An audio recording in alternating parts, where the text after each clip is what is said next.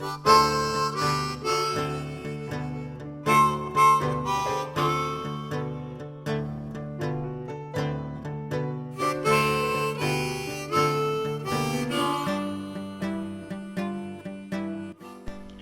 can see just left of the cross there that I've made my random shape.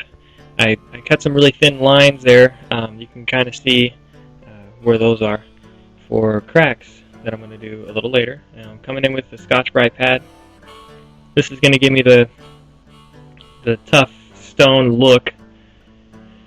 I have a purple-black mixture in the airbrush at the moment. This was the purple-black mixture I used for the metal tears there at the bottom.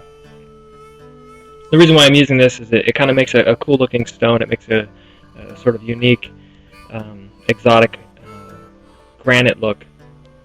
Now I'm coming in with the purple color and I'm darkening in the kind of rough random pattern I made just a few minutes ago with the purple black mixture. That mixture is 3 drops black, 1 drop of purple, 2 drops of gray, Cratex color. Cratex textile paints. I'm following along the edge. Usually I don't make a very thick stencil line when I'm airbrushing stuff, but in this event I really wanted a nice, dense, deep line. I wanted that sharp look. I'm going to try to do some stippling here. It didn't work out, so I'm going to go with it. Great thing about stone is you can really do whatever you want. So if you make a mistake like this, it's not really a mistake. I'm going to go in and I'm going to continue to try to do some stippling. I'm going to do some thick, bold lines now, kind of cover up that little splotch I made.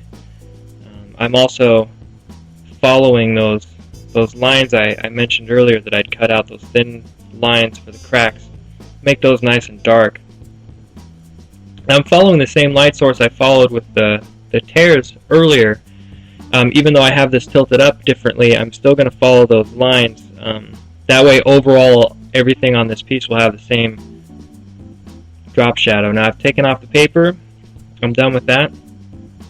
Coming in with that same purple-black mixture, and now I'm going to start putting in the cracks.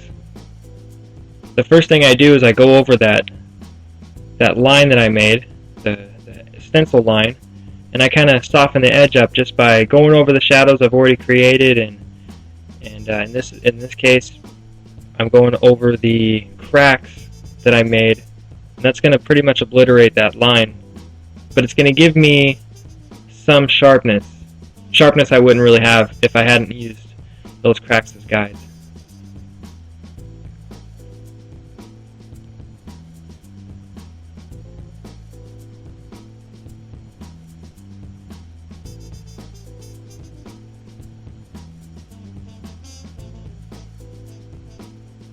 You just kind of want to make some random shapes.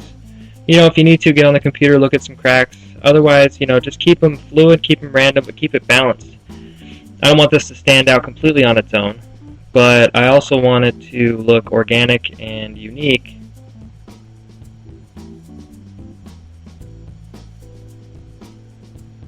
I'm softening up that top edge. That's my shadowed edge. The bottom edge is going to be my highlighted edge. You see I've come in along the white there and just kind of shadowed some areas, giving it a light dusting. This will make it seem more like the pieces are actually being pulled away from whatever's underneath that metal. I've turned it into a stone look.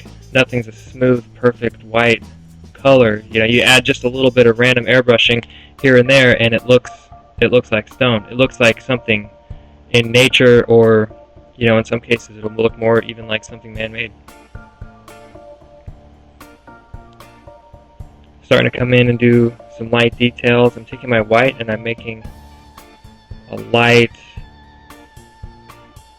marble effect. Now I'm taking that white and I'm going along the highlights. This is the part that gets a little tricky.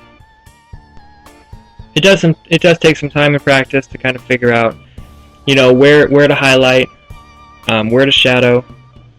I like to keep the light source sort of coming in from a top angle.